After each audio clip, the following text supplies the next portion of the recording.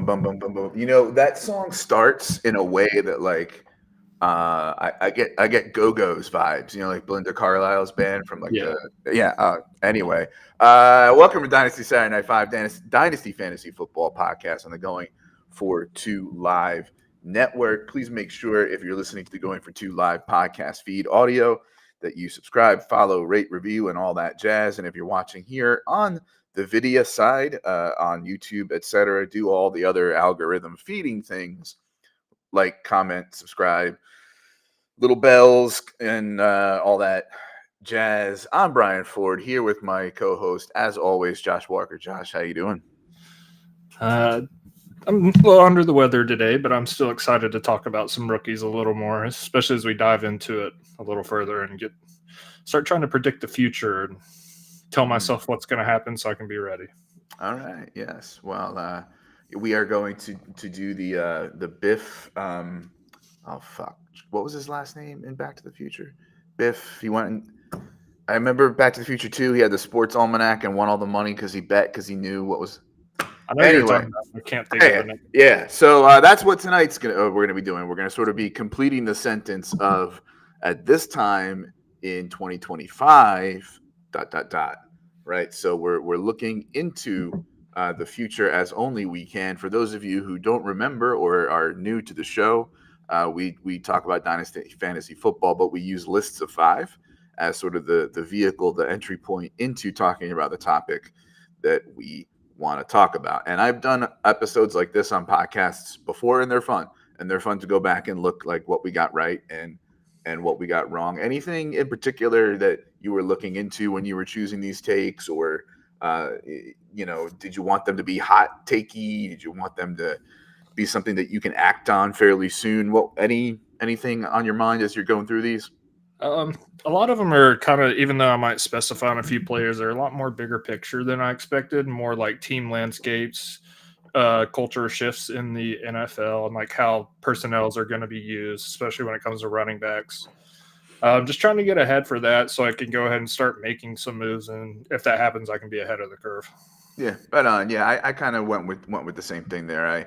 I was struggling there for a little bit, and then it started coming to me one after the other pretty quickly. And some of them are positional, some of them are like big picture, some of them are based on particular players, and we'll see how it goes. But before we do, we've got to pay the bills. This episode is brought to you by Underdog Fantasy Football. They have it all: player pick'ems, DFS, best ball, and football best ball is already back underway on Underdog. The big board and little board are underway. I am involved in both of those. Going to be paying some rake for my league mates so they can win all the money. They have other major sports besides football, baseball, hockey, basketball, golf, all that jazz. Although I don't know that some of those qualify as major sports. In my people must be getting tired of hearing that joke. All right, so sign up with our promo code GF2 at Underdog. If you are a new account, on your first deposit with Underdog, up to $100 of that first deposit will be matched by Josh Norris himself, actually, out of his own pocket. And you can use the promo code GF2 to do that. Go to the app, go to underdog.com, use the promo code GF2. If you're watching here on the video side, we have a nice shiny QR code for you to scan and follow. Hit up Underdog, deposit some money, get 100 matched, start playing, maybe start winning, especially if you're in a league with me where I just kind of just spend my money because I'm an addict and I just need the next fix. All right. So, you're younger than I am by a good 10-ish years. Do you remember, have you seen videos of like the old Conan O'Brien stuff from the 90s? They used to have this bit and it was called In the Year 2000. Like it would be like these, humorous predictions about the future. The year 2000. No, you don't? No, I remember the old Conan O'Brien, but I don't remember that particular little skit or series they did. Okay, well, we're doing that version of it, except it's the year 2025. So, Josh, kick us off with your first look into the future. All right, so my first one, I'm kind of just going to piggyback on a point I made last week. And this is me trying just for fun, just to predict the top 5 wide receivers. after next season, and I have it in 2025. The top 5 wide receivers will be, in maybe not in this order, but Justin Jefferson, Jamar Chase, CeeDee Lamb, and the 2 added in there were Marvin Harrison Jr. and Malik Neighbors. And that's just more me highlighting that I think Malik Neighbors is any other draft class. I think he's easily the first wide receiver to go off the board. And the more I look into it and the more data you kind of look into, he could be just as good, if not better, than Marvin Harrison Jr. So it's a really exciting class. If you have a top 5 pick, like 105, you're sitting there looking at either getting Brock Bowers or Malik Neighbors or maybe even Jaden Daniels. So it's a really good class. I'm excited. All the leagues I have it. So I think those 2 are going to come in and just change the wide receiver landscape. And then also Luther Burden and next year will also be someone else to come in. So because I almost added him as one for 2025. But all right, yeah. I love it. Yeah, in fact, there's a lot of folks, including myself, who are starting to kind of say, MHJ and Neighbors are really close, if not even, and like Odunze might be in that tier of his own. If Odunze's even year 3, which I know you don't necessarily have him that way.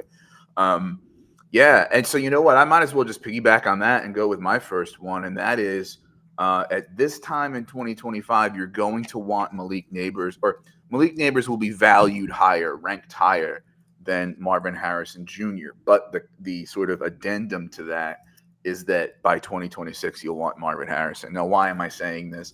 I think all things considered, looking at the way the NFL is played today, looking at the skill sets that these guys have, Malik Neighbors, I think, is, I don't want to say more pro ready because that seems like it's an insult to Marvin Harrison. He's fine. He's excellent. He's pro ready. I think Malik Neighbors, the way that he plays and the skill set that he has, assuming both get good capital and good landing spot, is set up to succeed year 1 better than Marvin Harrison will. And people will react to that and re-rank them sort of the way that we've taken rookies and put them on top of JSN. I think probably by year 2 or 3 of their careers, they're going to be even, if not Marvin Harrison, above, because I just think he could really be that special. Not that Neighbors couldn't, but yeah. So that's kind of my first look into the future, kind of piggybacking off of yours. That people are going to be, a lot of people will be, valuing Neighbors higher than MHJ. Yeah, I could see that, and that kind of goes into the point of landing spot, because I've seen some mocks where not so much Harrison, but Malik Neighbors goes to like the Patriots, and you don't know what's going to happen on draft day. So there could be some teams that kind of like JSN going to the Seahawks, where it might take a year or 2 for it to fully develop, but it will be good. Absolutely, yeah. Like, for example, I'm sorry, just what if Marvin Harrison goes to the Patriots, right? Yep. And if they're not going to pick a quarterback at 3 or don't trade the pick, right? And I don't know, are they, like, I personally think, with the right coaching, Mac Jones will be fine. He can be a floor quarterback, nothing special. But, like, if they pick Marvin Harrison, right, and the team's not really ready for a blue chip quarterback yet, and, the quarterback is, I don't know, some like Jimmy Garoppolo level quarterback, that they're then, yeah, I think it's going to be Neighbors year 1. So yeah, it's an important point. All right. My next one, I'm going to this is the one, and I'm just going to touch on this briefly. I think I might try and figure out a way to turn this into an article at some point, but I think the Dynasty running back landscape is shifting. And I put in the notes that it's still going to be fucked, but I think that was a little dramatic. I just think it's kind of shifting to where you look at the veterans like Joe Mixon, Derrick Henry. These guys just relied on volume, whether they weren't, outside of Henry, but like Mixon, Aaron Jones, they were just volume plays. They're even starting to get eaten into by younger players, and I just think there's a shift coming where it's going to be more running back by committees. But I don't think that's going to bury people, because Jahmyr Gibbs is still very valuable, but he's obviously, it's a 1A, 1B with that team. I think the Seahawks are kind of shifting that way with Walker and Charbonnet. And even Bijan, the new coach will probably give him 60, 70%, but I think the years of the bell cow backs are done. I think it's just cheaper to keep a few younger guys. And I think that's the best way to attack that in the short term is use these veterans while you can, like get Aaron Jones in the 10th round, Joe Mixon, use them for a year or two, and then I don't know. I think it's just going to be kind of what teams goes where and landing spot mattering a lot for that. Because I just don't see too many backs getting over 70% of the running anymore. I think they get hurt. I don't think teams just want to invest like in a running back like that anyway. So Absolutely, yeah, I totally agree. We've talked about it several times. The changing landscape of the running back in the NFL and how to approach that in Dynasty. And I don't know that that's gonna. A lot of things change quickly. Like the NFL changes quicker than sometimes we think, and certainly Dynasty has become very reactive and quicker to change. Just in the short 5 years I've been playing, and so but I still think in a year from now, this type of trend will still be continuing, and yeah, and I'll piggyback off of that and do my next one, which is essentially kind of the same thing, maybe just with more specificity, and that is that there will be no more than 2 running backs in the top 24 in Superflex ADP startups, but older running backs will lose less value. So what do I mean by both of those? I think the first part we kind of already know. We've talked about it. It's basically based on what you just said too. It's going to be in the top 24 a guy like Bijan and Gibbs, or a guy like Brees and Gibbs, something like that. And then that's it for the top 24. Because of a few things, not only the changes in the NFL, huge influx in rookie wide receiver talent, right? Obviously, blue chip wide receivers already valued super high. Guys like JJ, Chase, Lamb, AJ Brown, Amon-Ra, Puka, Garrett Wilson, they're already really expensive and not really going to lose much, if any, value in a year, right? And so then you're going to add Marvin Harrison, Malik Neighbors, Brian Thompson, right? It's just, why would you be, now there could be a situation where people are like, well, now there's a glut of wide receivers and maybe I can wait, and I could be wrong, but I still think that's going to hold. The addendum to that, the older running backs losing less value, I think is more about the influx of 2024 rookie RBs not being very good. Now, don't hear what I'm not saying. I've said several times, it's not a bad class. It's just flat at the top, and the top isn't as high as top backs have been in the past. So that means, for me, if you take a usual bust rate and apply it to this class, and then already knowing the top is lower, right?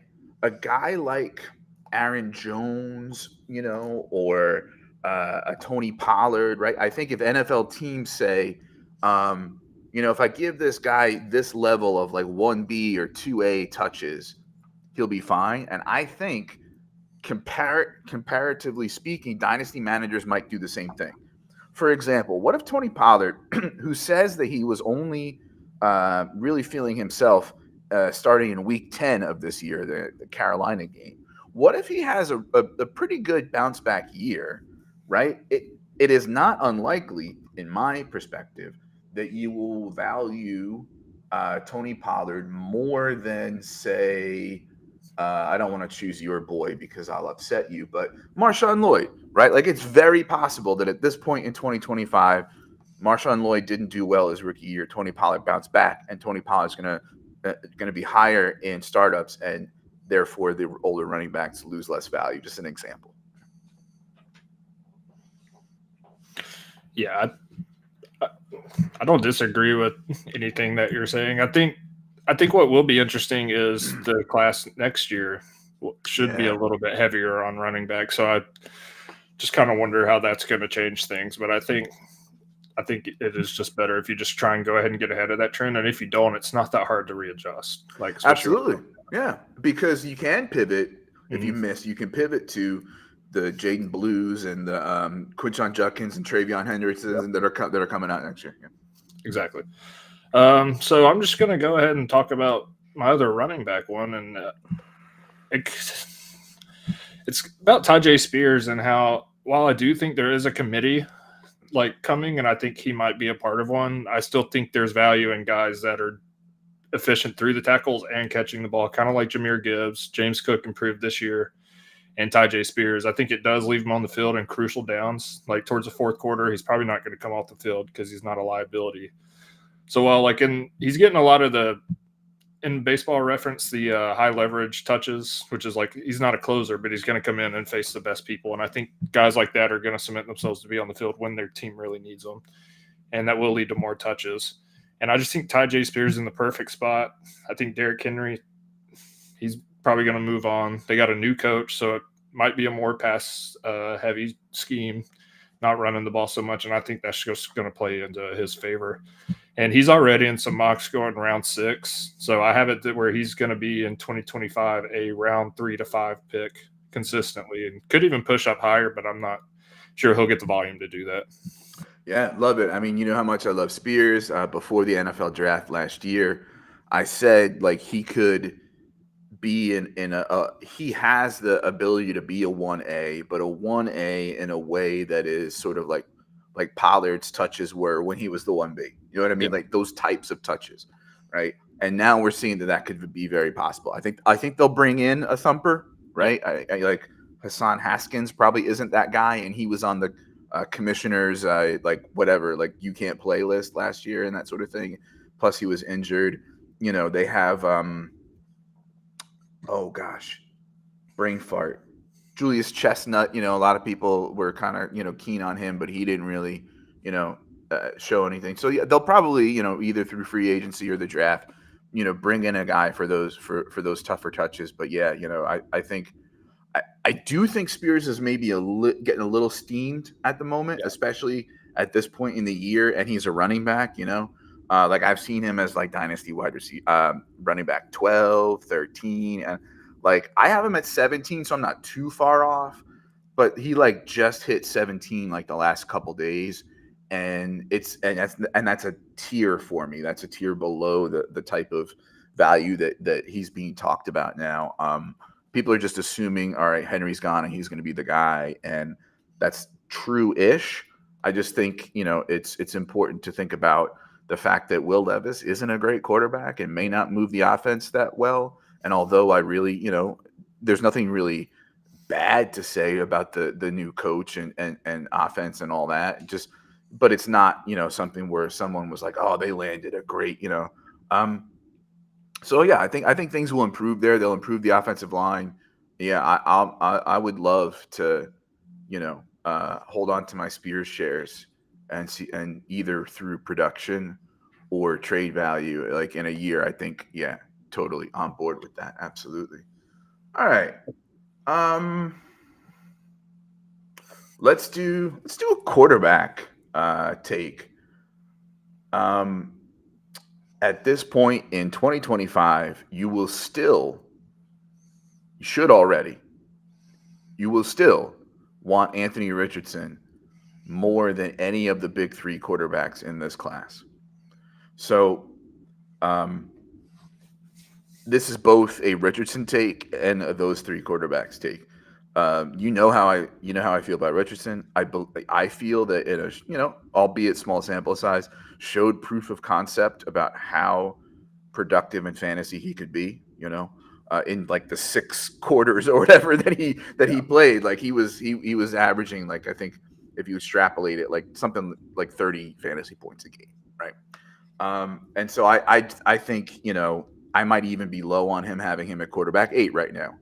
Just because he's been out of sight, out of mind. Like, I think he's about to perhaps break fantasy, right? And now we pivot to these 2024 quarterbacks.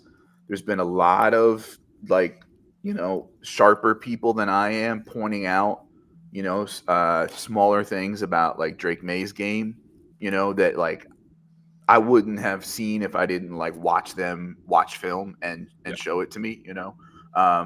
I just think that's obviously Richardson's ceiling is just huge anyway compared to these guys. Jaden Daniels also has warts. I like him, but I'm not as excited about his dual threat ability as I was about Richardson last year.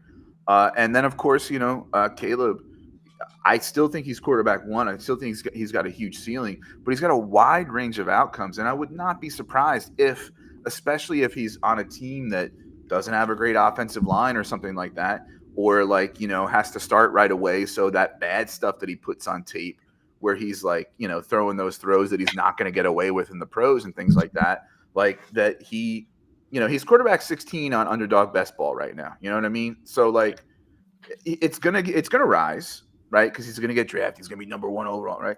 But, I don't know. At the end of the season, I don't think he's going to have an impressive enough rookie year. And I think Richardson's going to have an impressive enough sophomore year that you're going to want Richardson more than any of these 3 quarterbacks. Yeah, I agree. I really like Richardson. I think what we saw shows that he's not going to kill the fantasy options on his team too. Like he threw to Pittman, he threw to Downs. Taylor's still going to get the ball, especially with Shane Steichen there. I think everybody's going to look better with him playing. And I saw, like I said, I've been doing a few mocks, and there's some where he slips into the early second round, and I think that's an absolute steal getting him there this year. So I agree. Now gives a pretty good buy window for him too, before he starts playing for the hype really starts racking back up. Oh, for sure. Yeah. That's a good point. I think I'm, if I ever get time to actually manage my own dynasty leagues instead of researching rookies and then talking about dynasty, I'm gonna try to acquire more AR for sure. Yeah. I went through and muted most of my dynasty leagues because baseball's starting. I'm starting some drafts for that, and I just need a break from Sleeper for a little bit. And I'm doing the rookie stuff, so I'm not just giving up on it, but yeah, I'm enjoying the time off. A little bit of dynasty hibernation. Yeah. All right, so my last 2 are quarterbacks. One's for fun, so I'm going to save that for last. So this one, I think in 2025, C.J. Stroud will be the first quarterback taken off the board, and I think most of that is due to his age and Josh Allen and Mahomes getting a little older, and the fact that I don't see anything that C.J. Stroud excelled at. I don't see that falling off. I don't think any of it was a fluke. I don't think regression's just going to come in and just punch him in the face. So I don't see why he couldn't replicate again what he did this year and hopefully improve because he's still a young quarterback. And I think they got the right coaching staff around to make sure he's got the weapons and he's going to have a say in who they draft to make him better because he's a big proponent for Tank Dell. They went out and got Tank Dell before some teams said they should, and it's smart. So I think the Texans are in a really good spot. I think they're going to be a playoff contender for years to come, and I think it's going to be because of him because I don't have his age right here. I think he's 22, 23. And there's no massive holes in his game. So I think he's just going to improve with the right coaching staff. And Slowick's still there. Yeah, all it takes is the Chiefs going and getting one receiver this year to keep Mahomes at number 1. But I don't think you're wrong if you want to take C.J. Stroud first. Yeah, I don't know. This one I'm a little torn about. Like, I can totally see the path, right?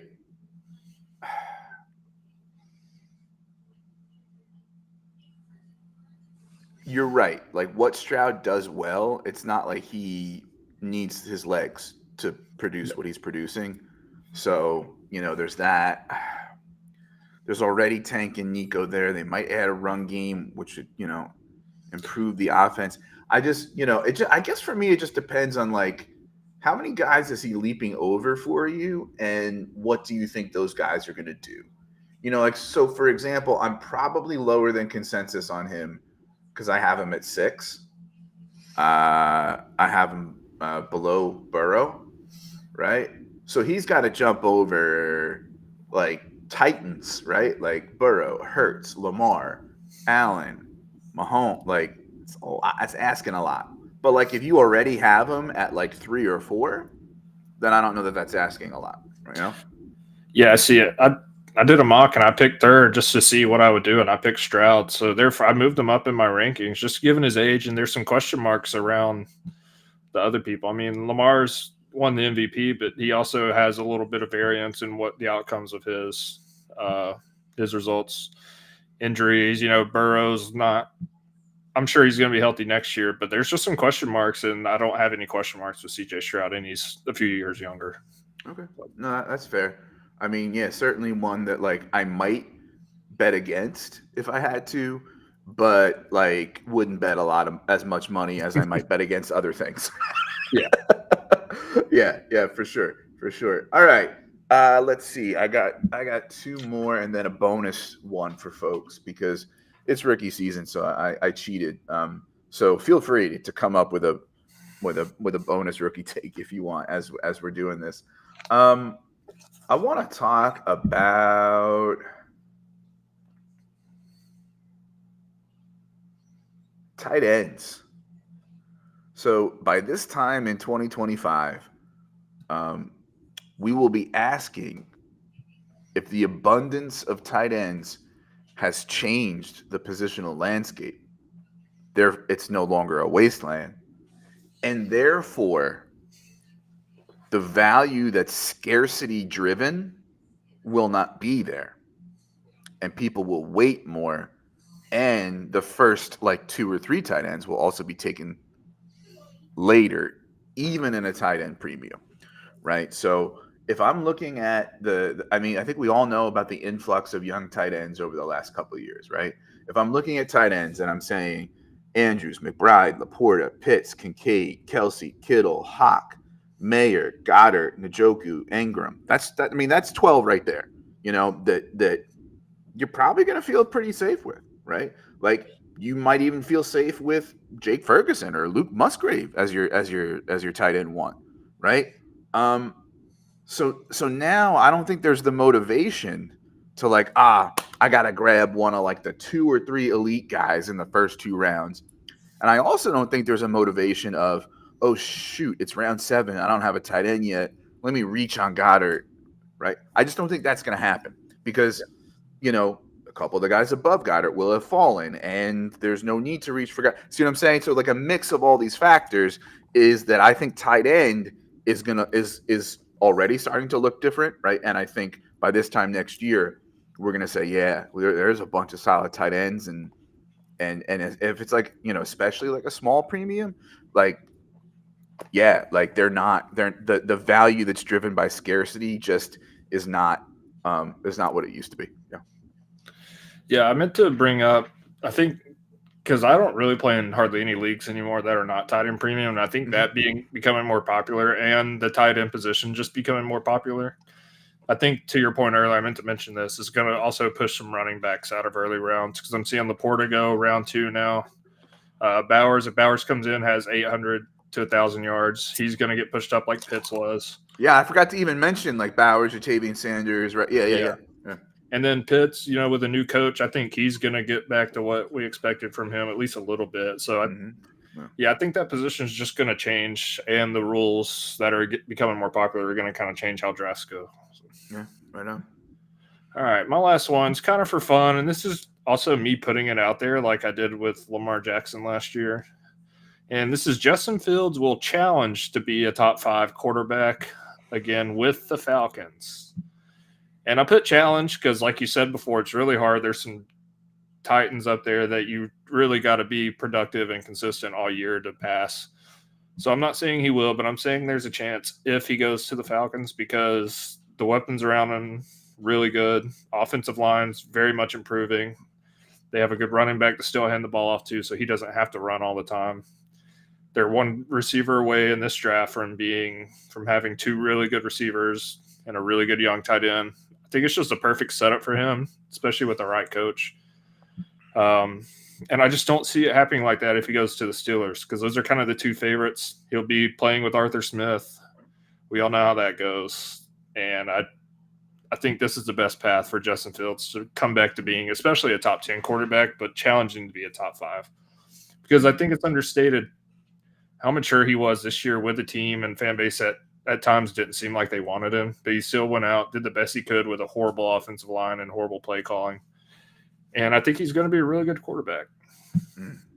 I mean, you know that I'm a Fields defender, a Fields believer. You know, I know you said it's for funsies, you know, so I don't know about 5, but again, not out of the question. You know, love the dual threat, love the upside, love the ceiling, and with those weapons, yeah. Let me ask you a question tangentially. Is it too galaxy brain for me to say if Fields went to the Falcons, I would be concerned about its effect on Bijan's PPR upside? Bijan, maybe. I haven't seen Fields play with a running back that's that skill level, and they haven't had to use him. So I don't know if he would still just tuck it and run, or if he would look to Bijan if he's open, dip it off to him. That's just something that you just kind of have to speculate on and guess, because I don't know. I don't think he's been in a situation where he's had that many weapons, that good of a running back. Because I mean, Roshan was fine, but besides that, Khalil Herbert's not really that type of guy. Neither is I'm drawing on his name. You know, I'm talking about the Roshan? Foreman, Dante Foreman. Yeah. So yeah, I like to think he would, but I think it would definitely cap it a little bit, especially in the end zone, because Justin Fields is one of the best running quarterbacks I've seen once he gets in open space. So I think it would hurt it just a little bit. Yeah. All right. Well, speaking of still believing in the dream, this time in 2025, people will be disappointed they gave up on Jahan Dotson. Mathematically, things are against Jahan Dotson. The guys with first round capital who, have 2 years of this low a target share, usually aren't going to produce well moving forward, right? We certainly knew that there was touchdown cologne on him the first year, but we were optimistic that given, better quarterback play, more volume, that he'd still be fine. I still think, given his first round draft capital, skill set, and the optimism that comes with the regime change and hopefully a better quarterback, although again, I don't know, like some of these rookies might not pan out, and it looks like they're going to get one of these rookies. But, so I think Jahan Dotson's a really good bounce back candidate, and that by this time next year, the age difference between him and McLaurin will be even more important because McLaurin will be that much older, right? So I just think that people are a little too out on Dotson right now, and that he's a value, and that I think next year people will say, yeah, I'm disappointed that I didn't buy in on a Dotson bounce back. Yeah, it could happen. What's Curtis Samuel? I don't know if you know off the top of your head. Is Curtis Samuel supposed to be out and somewhere else next year? I think he's a free agent, so they might sign him back. Yeah, the Cliff Kingsbury offense is pretty good for a guy like Curtis Samuel. Yeah, more short passes, but I think Dotson's got that in his repertoire, in his skill set. To do short and intermediate drags and shit. But but that's long answer. I think Curtis Samuel's a free agent. Yeah. So I do have. I was big on Jahan Dotson. I had him ranked really high in his rookie class. It's kind of backfired on me a little, but there's a stat I saw from Jacob Gibbs posted on Twitter. I don't know if you've seen this. It's over the past 10 seasons, there have been 9 instances of a receiver meeting these qualifications: 24 or younger, round 1 draft capital, more than 350 routes run, and a target per route run rate below 17. And Dotson's on there twice. He's on there with guys like Jalen Reagor, Philip Dorsett, Laquan Treadwell, and Quentin Johnson's on there too. So that stat right there, like, it kind of shows that he doesn't demand targets the way I thought he could. But I also have seen him do that in college and in certain aspects. So I don't know if it's a mental thing. He's not vibing with the coaches, but I think I'm still optimistic. I still think he could turn it around. At least where he's going now can still return some value. I don't think he'll be as high as I ever thought he would be, but I think it's worth, at the current cost, it's worth finding out. Yeah. I think that might have been the tweet that put in my head the first round draft capital and the target. It probably was. But so apologies to Mr. Gibbs for not remembering that.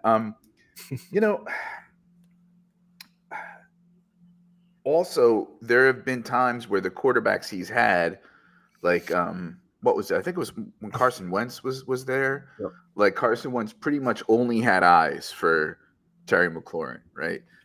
That could be a Carson Wentz thing. It doesn't necessarily have to be a knock on Dotson. Earlier in a few episodes ago, I kind of talked a little bit about, like, some folks had seen some Dotson, like, lack of effort and mental stuff, So as much as that's a bad thing, it's not a skills thing, right? Yeah. And then, I would also say that, and people don't understand that the year 3 breakout is still a thing with wide receivers.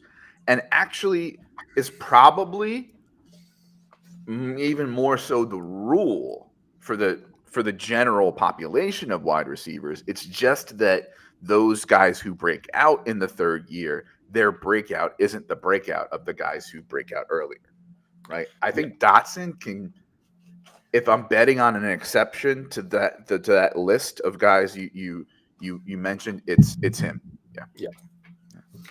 Yeah, maybe even Quentin Johnson too. If they start using him in better ways, that's more fitted for his skill set, because we know what he is, we know what he's good at, and I think they need to figure that out with Dotson. And they also, I think it's understated, they had a horrible offensive line last year. Like Sam Howell, some of that was his fault, and I haven't really watched a ton of tape on that, but I do think with being under pressure that much, he's looking for either Curtis Samuel Short or McLaurin and not really able to run through his reads. So that might be a factor also.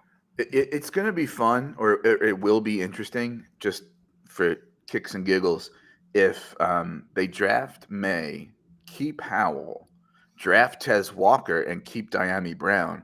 They're basically just going to have like North Carolina, Michael Carter might be able to be signed too. Yeah, there you go. All right. So here's my bonus by this time in 2025. By this time in 2025. Jonathan Brooks will be a top 7 dynasty running back. The more I look into him, the more I hear people smarter than me talk about him, the more I hear about how the NFL is sold on him, the more I think about, despite the knee injury, he got good enough feedback from the NFL to say, yeah, come out after year 3 with fairly limited production because of a crowded depth chart the entire time he was there. That means to me he's got the goods, right? And that absent the ACL, I'd be more confident with him as my RB1 right now. So I envision a scenario where if things go well, he's in a situation where he may start slowly, be recovering, but he'll show enough next year, especially late in the season, right, that people will be starved to say, well, we've got Bijan, Brees, Gibbs, who are probably going to stay there, but JT's getting a little older. He's been used, he's got, tread's been taken off the tires there, so to speak, even though I don't like that analogy.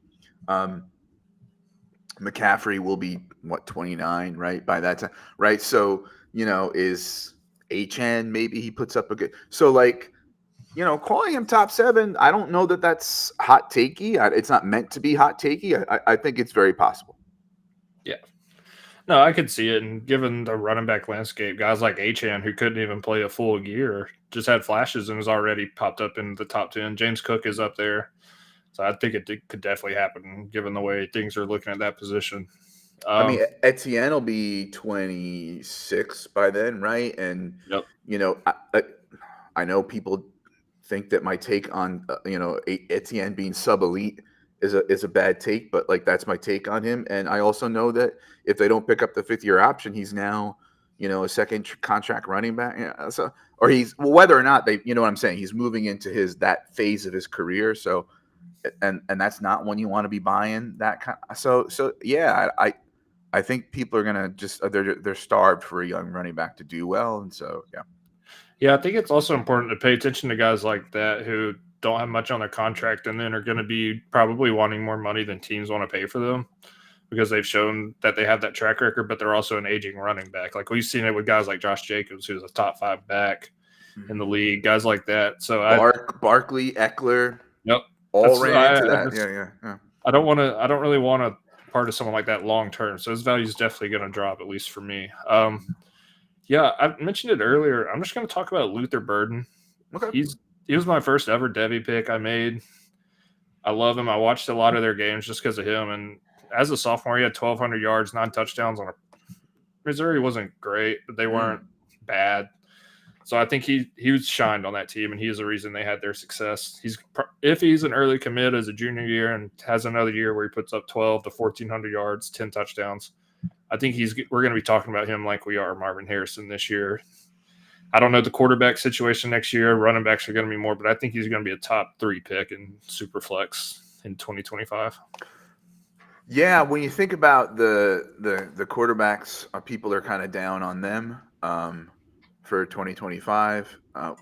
You know, I have 2025 wide receivers. There's a few good ones, but he's definitely number one in the class. So yeah, I mean, I could see it. I could see him being a top 3 rookie draft pick next year if he puts up a good year for sure. Yeah.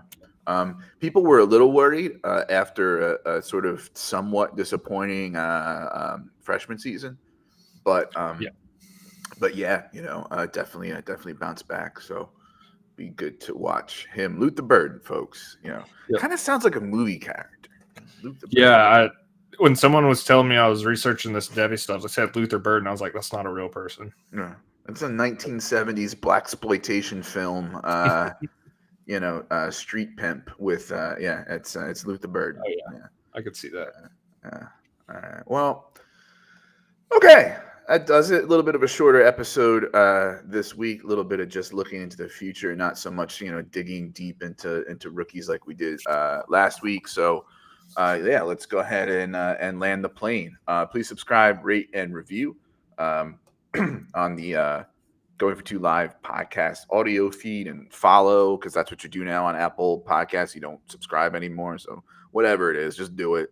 If you're watching here on the video side, please make sure you subscribe and like and comment and bell and feed the algorithm monster what it must be fed. Time for plugs. Josh, where can we find you and your work?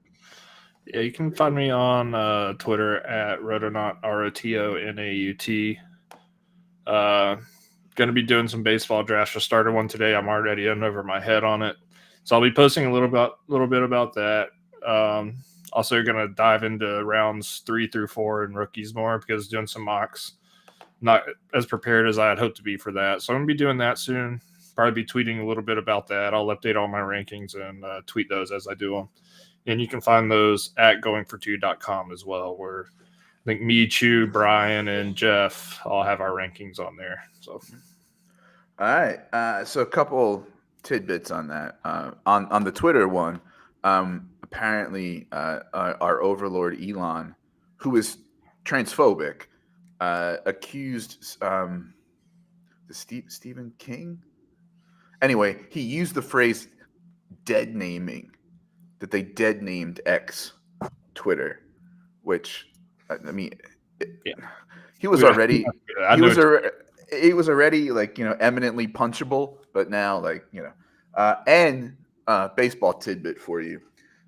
This guy, I wish I remember the name, posted his top 10 preseason fantasy baseball prospects from the last since 2018 or something like that, right?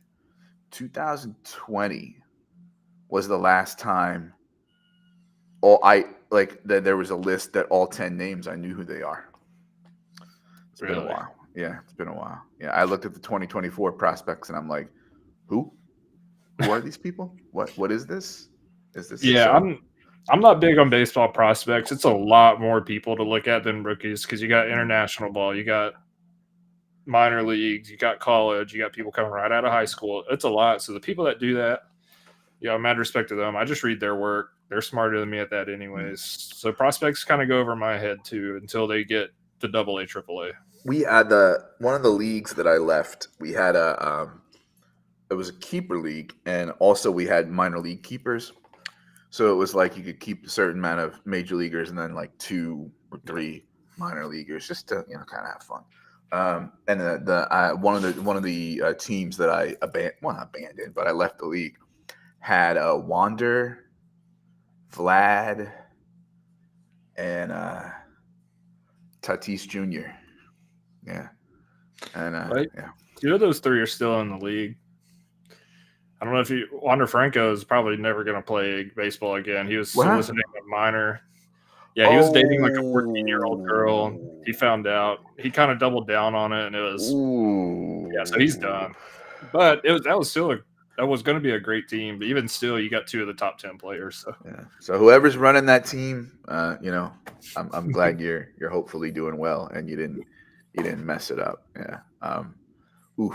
Probably should have Googled Wander before we got out of here, huh? No, the main reason I'm excited for baseball, honestly, is the Falcons let me down. I don't really care about the NBA.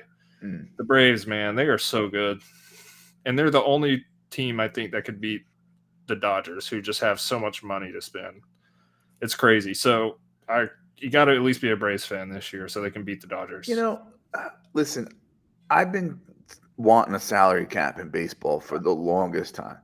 And now, to be fair, I've also wanted a salary floor in baseball all the time too, because a lot of these teams, when they tear it down, like, they're spending as much on their entire team as like one team does on like their second string first baseman, but yeah, it's just like, it's gotta be hard, right? As a baseball fan to just watch like, these same one or two teams afford everybody like it used to be with the Yankees, in the 90s and stuff, how does that fun?